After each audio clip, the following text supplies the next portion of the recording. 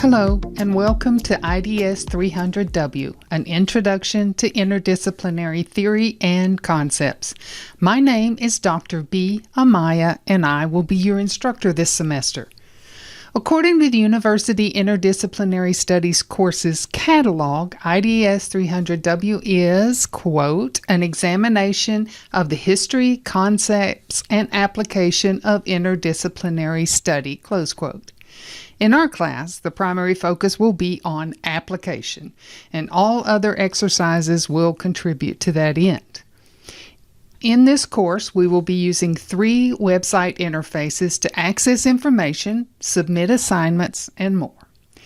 The first of these is Blackboard, and I hope that you're familiar with it. As an instructor, I can't really show you what a student view looks like because I can't see it. I can mimic it just a bit, but can't really see what you guys see. That's only one of my problems with Blackboard. Other problems with it are primarily around the fact that it's very limited in allowing me to post or format or even access data, and additionally around some of the simple tasks that I would like to be able to complete and can't, including producing a nice clean printout of content pages.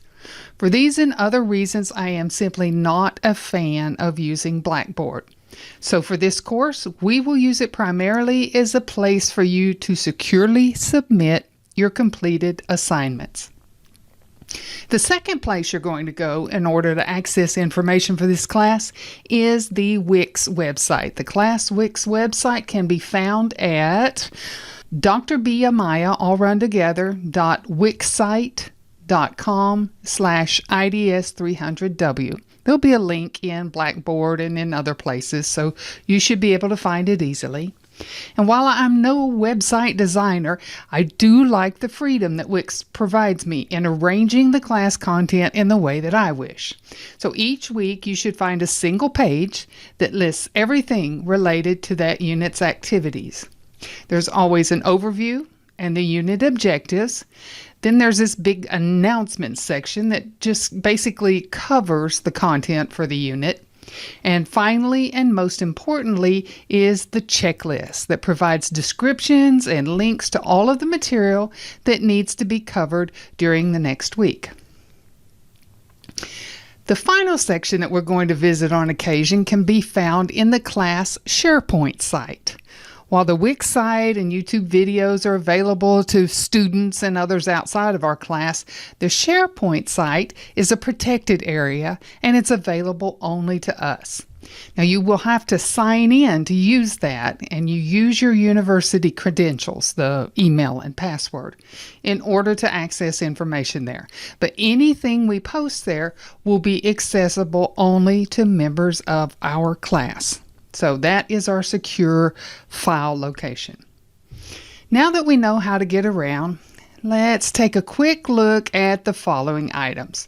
We're going to talk a little bit about me, the instructor, a little bit about interdisciplinary studies in general. We're going to have an overview of the syllabus, and then we're going to discuss some details about this class, just in basic, general terms. Now, you can find some information about me and my background by checking out my resume and the About page on the Wix site. But there's one piece of information I want to take a minute to talk to you about, and that is my role at ODU as an adjunct instructor. Now, you may discover a lot of instructors who lament their role as an adjunct or a part-time instructor, but I'm not one of them. Adjuncts often struggle with much lower pay, with lack of job security, lack of university support, and even isolation from the academic community. Okay, I find those issues problematic, and I wish I could change them. The fact is, I would not be teaching if it weren't for these adjunct opportunities. I love the fact that much of the important university teaching is conducted by full-time academics. I'm also grateful that there is a place for the rest of us. I am a senior manager at a mid-sized firm that manufactures custom industrial and commercial air conditioning equipment. In my role as systems analyst, I earn much more than I ever could as a full-time academic, but I also live in the world of business and industry. Because of this, most of my focus in the classes that I teach is to prepare my students for life after academia. And while I applaud the few students that pass through my classes that will end up as career academics, most of you are destined for the workplace. So I extract a lot of value from the things that I learned from you, from the students in my classes, and I take pleasure in using those things to improve my effectiveness back in my workplace. I also extract a lot of value from the things I encounter in the workplace, and I love bringing those learnings into the classroom. These are the reasons I love to teach, and I continue to do so. Okay. That was probably a little more than you needed to know about me. So let's move on now and talk for a couple of minutes about the topic of interdisciplinarity. As you read Chapter 1 of your text this week, I expect you to develop a strong sense of what interdisciplinarity is, at least in your own mind. But if you're seeking a definitive statement or a definition that clearly specifies every interdiscipline, as opposed to the strongly established academic disciplines, well, you're simply not going to find it. I found this cool image showing one person, she's identified as Claudia, her idea of a list of academic disciplines. It's awesome, but probably not that helpful. For example, she lists biophysics as one of the natural sciences disciplines, while others consider this intersection between the disciplines of biology and physics as an interdiscipline instead. Who's right? And why, you might ask, are we going to study something that is not clearly defined? Well, we're actually not studying the interdisciplines themselves. We're using them, and we're focusing on conducting studies that are interdisciplinary in nature. Yep, it's going to be a really fun semester as we explore these topics together. Now, on to the syllabus. I'm not going to cover the syllabus word for word with you, as you're clearly adults and capable of reading this document for yourselves, but I'm very briefly going to hit some of the highlights. First, to get to the syllabus, you need to find the Unit 1 checklist and click on one of the links there.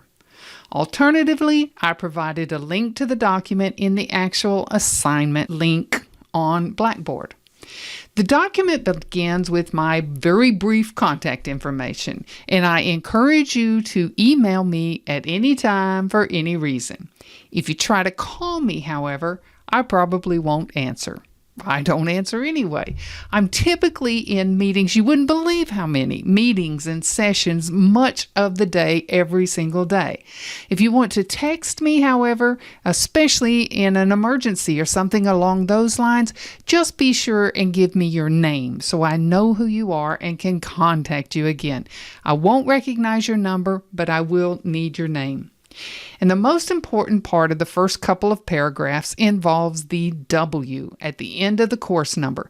This means this course is identified as writing intensive, and you will be required to write a significant amount during the course. This is generally not super difficult nor super time consuming, but it must be done. So be careful not to fall behind, as it is extremely difficult to catch up in a class with assignments every week.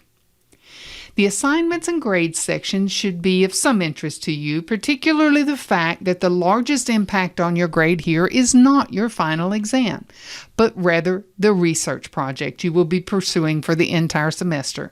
So guess where you need to put your strong focus? On that project. Read the deadline section carefully because you may have questions about this soon. Primarily, I post content on or before Monday each week, and the assignments for that week are due the next Monday at midnight. So yeah, that's an 8-day window. I do this for those of you who lose track over the weekend. This gives you a last-ditch chance, a last effort to be on time with your assignments. Mondays at midnight, unless it's a holiday. Then it'll be the next class day. Now be sure and read the plagiarism section carefully. Basically, however, you should simply know that the university cannot tolerate plagiarism. aka cheating, of any kind. Neither do I. Finally, there's a tiny section about disability services. But this is important. The university and me, your instructor, are both dedicated to providing each of you the tools you need to succeed in this class to the extent possible. So if you have a learning disability of some kind, please do not hesitate to notify me so we can make adjustments as necessary. Adjusting for student disabilities is not an annoyance, and it's not something I will avoid. It's an important part of guaranteeing your right to pursue an education, and I am here to help with that. Okay, folks, my advice here is to read the document, print it out if you want, and have it on hand while you take the quiz. Yes, that's perfectly allowable. It sounds like cheating, you think. I don't think so. If my goal here is to have you understand the contents of the syllabus, which it is, then giving you a C after taking a blind exam one time will simply not accomplish that. Allowing you to make mistakes on the test, find and correct those mistakes, then retake the test for a higher grade will do a much better job at it. So that's the strategy I'm sticking with. Now let's go for some final class details, and I'll do my best to keep this short. Number 1, I do allow late work, although it will be heavily penalized. More to come on this later. Number 2, after week 2 or 3, I will allow any students that want to work ahead of the class in an effort to finish early. I typically have several students who are completely finished with this class by Thanksgiving every time. Accelerated scheduling is not for everyone, but if you want to chase it, there is no reason I would not allow it. Number 3, I am going to ask you to submit all of your papers in Word format, unless otherwise indicated. You will find that I am a very detailed grader, and I can do this best by marking up your work in Word and then returning it to you in a PDF format so that you can use that to make corrections on your paper. And you might be trying to figure out how that works. Yeah, this is my final fun tip.